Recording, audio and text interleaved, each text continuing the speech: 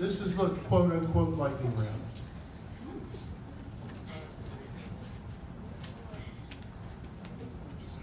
The lightning round is going to be 1 minute, one question per candidate. I might do it in order, I might not. It'll all be even-handed.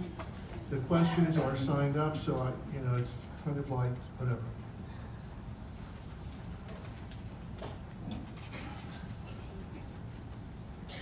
Lori Trahan, do you support overturning Citizens United by either statute or constitutional amendment?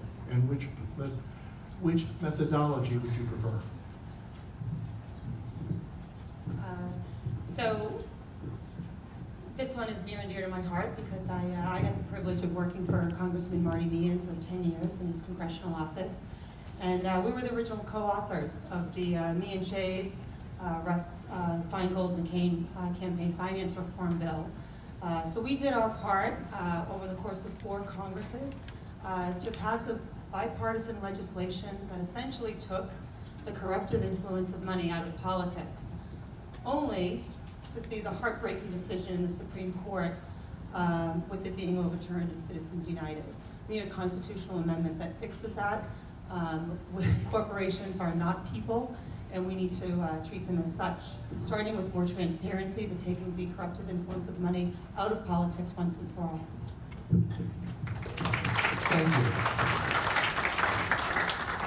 Alexandra, do you favor retention, modification, or repeal of the Electoral College, and what is your reason?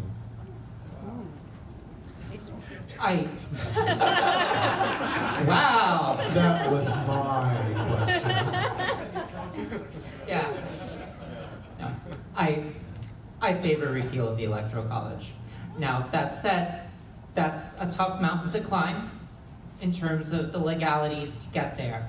So what I would look to is there's a interstate compact going around where states are signing up saying that we will award our votes to the winner of the national popular vote. I think that that's a promising initiative. And then there's things that we can do whereby states can, by their initiative too, and again, I could see this in kind of an interstate compact method, say that, okay, even if the Electoral College exists, we will award our electoral votes based on the proportional vote of our state. So that gets us closer to a place of accurate representation. But this all just goes to issues that undermine the trust and faith and engagement in our political process, just like money in politics, because yep, it's this, overturn Citizens United, big money out of politics, and make representation fair. Thanks.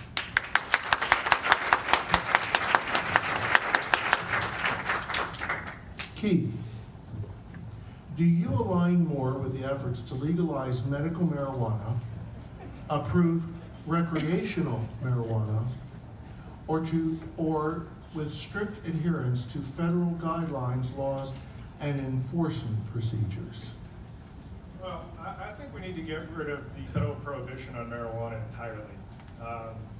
Marijuana is about a $40 billion a year industry in the United States, and a lot of that's been being funneled to drug cartels in Central and South America, funding the buying of AK-47s and smuggling operations, which has caused a lot of the violence that we see in Central America that's driving so many refugees in the United States. So if you want to strengthen the southern border and all that, that's great. One of the things you can do is create actual economic activity in these people's home countries so they don't feel the need to come here to get a job where they're not going to get shot at. On top of that, I think Colorado's made $100 million a year in tax revenue off legal pot in the last couple of years. Can you think of anything you'd want to do in Massachusetts with $100 million extra laying around? We need to empty our prisons. Too many people are getting sent to prison for small amounts of narcotics, marijuana included in some states. It costs $50,000, $60,000 to keep somebody in prison. So if we overturn the prohibition, leave it up to the states to decide. Thank you.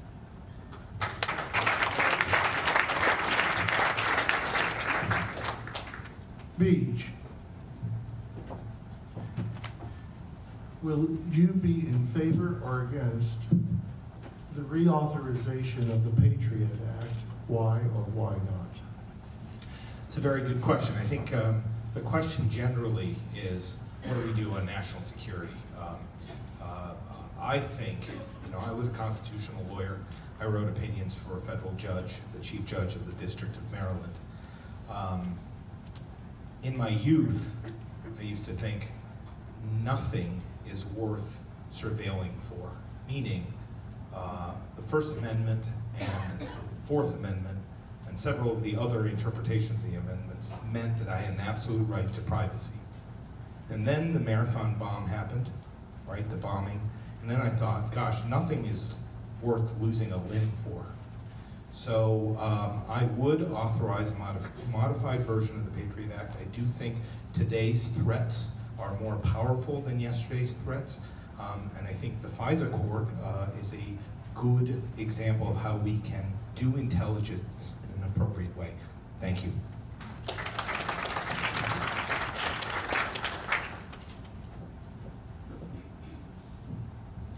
Going back for just a moment.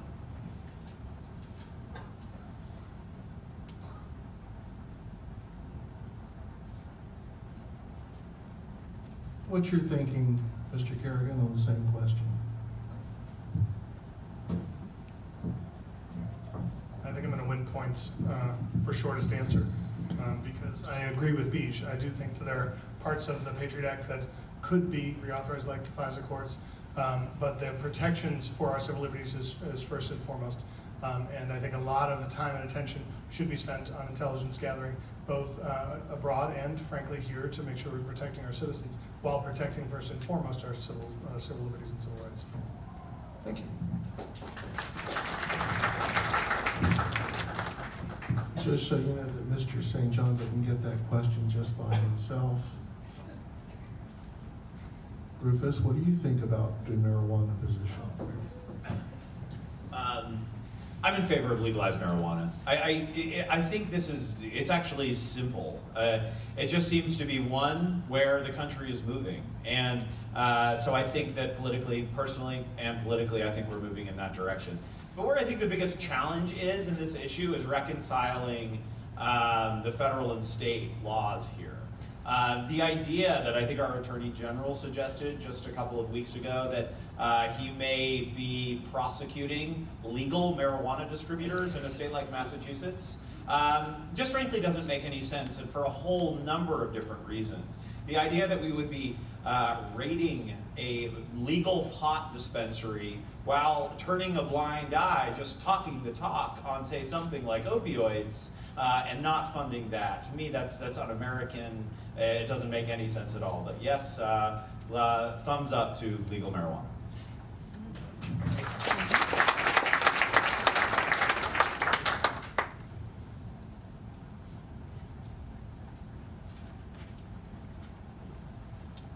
Bobo, are you for continuing the issuance of FISA warrants? Say that again? Are you in favor of the continuance of issuance of FISA warrants? I'm sorry, I actually don't even know what the FISA warrant is. Those are the warrants that are issued under, or by, secret courts on large amounts of material which are determined that there is a probable cause that a crime involving foreign nationals has been committed. It has to be renewed every 30 days, I believe it is. 90 days, excuse me, thank you. Every 90 days, and if nothing has resulted from the issuance of the first warrant, the second warrant will not issue. So because I didn't know about this and because I don't understand it yet, I wouldn't, I don't want to stand here and give you an answer that I don't know for sure. But what I will do is I will definitely look into this and study this, and then we'll come up with a better answer. But for now, I just don't know enough about it to say anything about it. Thank you. The first mark of wisdom is to say that you don't know. How about you, Mr. Hudson? Same question. Lori. Yeah. I know. I didn't say you would get the same questions ever.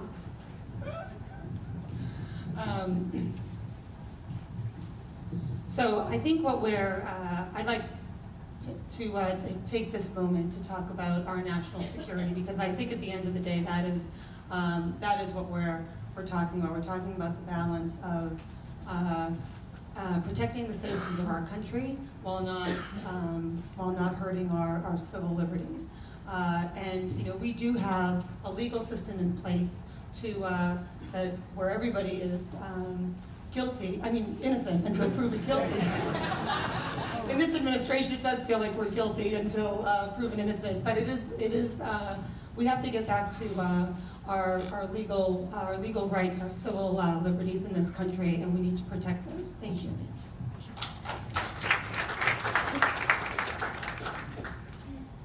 Mr. Coe, what about the marijuana question? Thank you. We have an issue in this country, an opioid issue in this country, that all of us deal with, that all of us know someone who's had an overdose. And I believe that the resources of the government needs to be fighting the opioid epidemic rather than fighting somebody who just wants to get high. And so I think recreational use of marijuana, the people have spoken in this state, and I believe that we should rededicate our resources to things that are really hurting people and not on recreational use of marijuana. And Dan, while I have you there, would you vote to mandate net neutrality? Yes. And the reason being is because that is the fundamental, the equal access to that information online is part of the fundamental guarantee of the internet and what we stand for as Americans. If we let corporations decide what information we get instead of the current net neutrality system that already is upended, I think that goes against who we are, and I think we need to fight for net neutrality of it.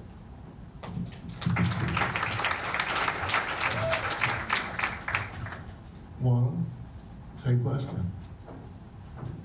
I share the same sentiment that Dan Coe stated just now. I think that we need to be supporting net neutrality, and I would be an advocate of this. I think we shouldn't be rolling back these protections, and people should have access to the same information.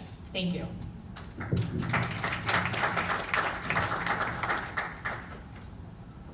Barbara, the government was recently shut down for several days. Would you vote to shut down the government for an extended period of time to give a quote-unquote clean Dreamers bill passed, to get it passed?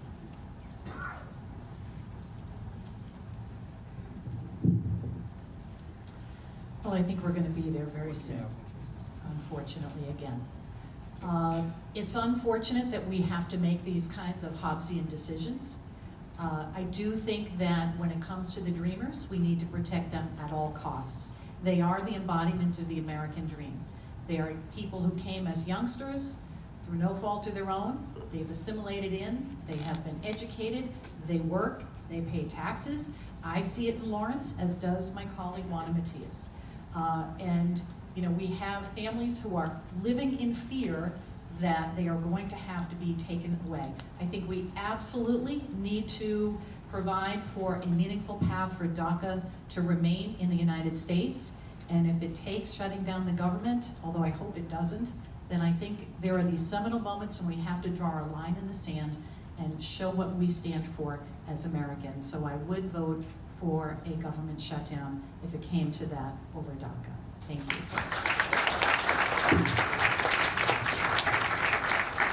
Patrick, how about you? Same question.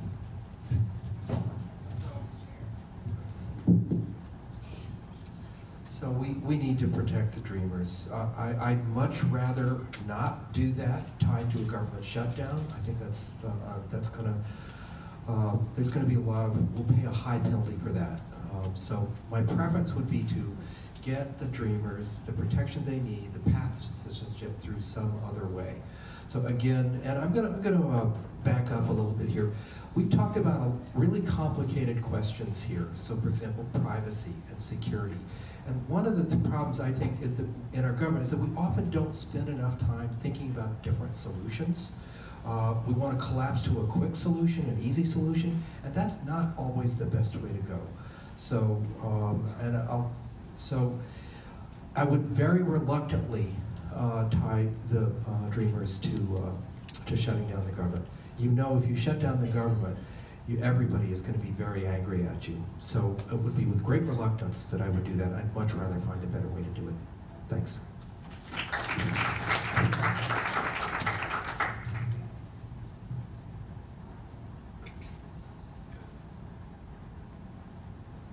I'm trying to be random.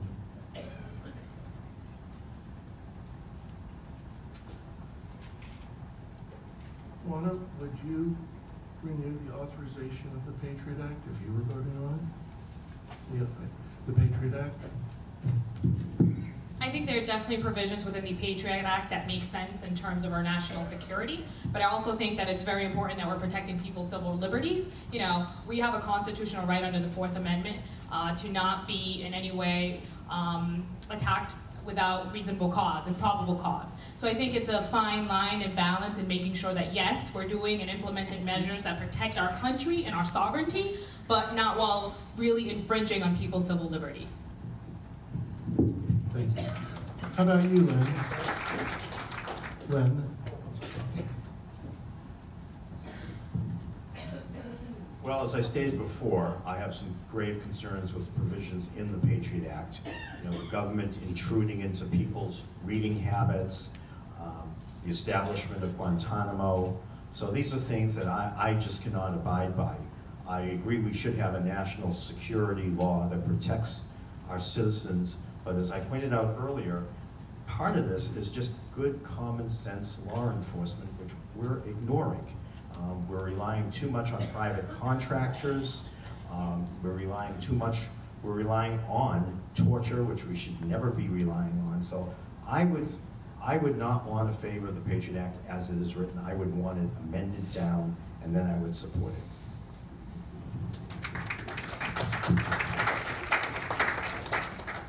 How about you, Alexandra?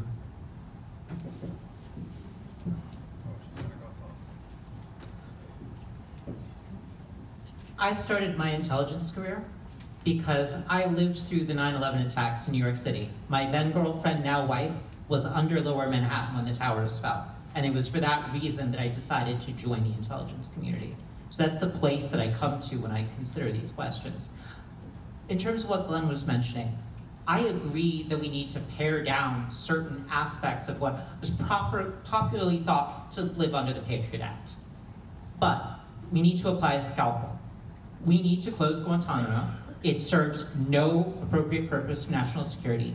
We do not torture presently, nor should we ever again.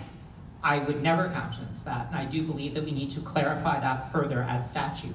We can do that without overturning everything under the Patriot Act in terms of appropriate integration of aspects of the intelligence community and law enforcement, but we should safeguard civil liberties as we do so. Thank you. And while I have you there, Bring it on. what are your feelings about Citizens United? Many feelings. We need to overturn Citizens United, and I would like to try by statute, by an expanded version of the Disclose Act, but it would probably have to go to a constitutional amendment. It would have to be carefully calibrated to survive Supreme Court challenge, but I would relish the task of taking that on. Then, I won't stop there. We need to have publicly funded elections, and we need to go still further,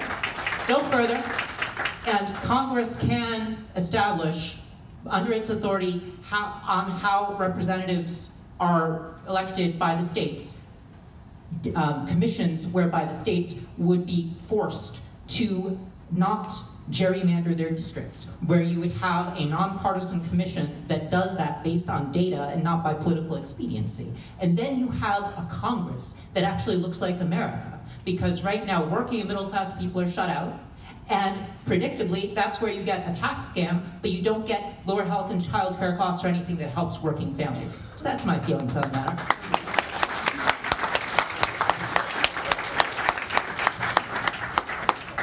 Terry, what do you think about that? Repeat the question, please. Do you support Citizens United or its repeal? I would support its repeal. I do believe in publicly funded elections. I think that's a necessary way to go forward. I think that's a way to keep elections fair and easy. And maybe every election, every level that you're running for, it has a certain set amount. If you don't raise more than that, you don't spend more than that. And that gives each candidate a way to look at the campaign and get the most out of their campaign, the most out of their workers, and to focus on how do you get to the voters that you need to get without spending excess cash. I just think the money raised today is crazy. Thank you. Barbara, jumping back to you for a moment, what are your feelings on the either retention, modification, or repeal of the Electoral College?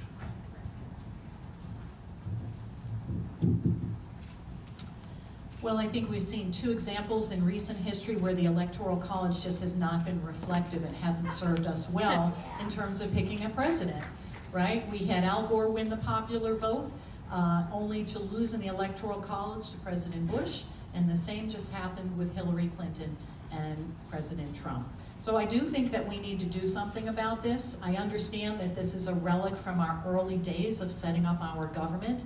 I understand the concerns around the smaller states, that they want to be able to have some more say in this, and I just think that we need to take a look at this and we need to make changes to it. It hasn't served us well. I do think we should move towards popular vote, and actually over my career in the State House, I have signed on to bills to try to petition the federal government to do just that. I'd also like to say in my last 8 seconds that I also agree that we should be overturning Citizens United. The fact that this campaign is currently it's being predicated, you're all out here hearing and seeing us, but many people will never do that, and the amount of money people raise is often going to affect who's going to even hear about which candidate. So I think we need to change that. Thank you. Rufus, in 10 years, when you look back at your first major bill, named after you, what will that bill have achieved? Oh, I get a minute for this one? Oh boy. Oh, you don't need that long? What? No. What will it have? What will it have achieved? So I think so. I'll go back. I have so many. So I think that this is what I really do believe that we need as a party. And I am going to answer the question. But what I think we need is to actually, as a party, we need to use Trump bashing as like a baseline. We've got to stop doing that. And we haven't done too much of it on the stage tonight, which is a very, very good thing. But we've got to present a positive and optimistic vision.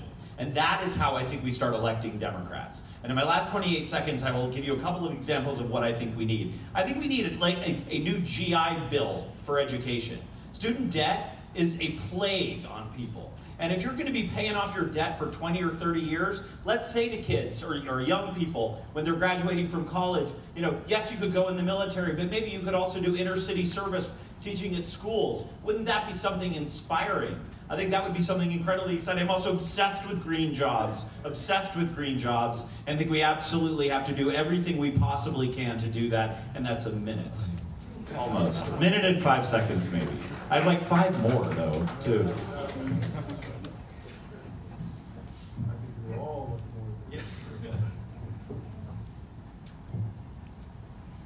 Beach, how about you? What bill was named after you? What would you like to say? I was literally just whispering to Rufus, that was a tough one. Here, first of all, show of hands, who's not here with a campaign, just so I know who I'm talking to? It's good, that's more than I thought.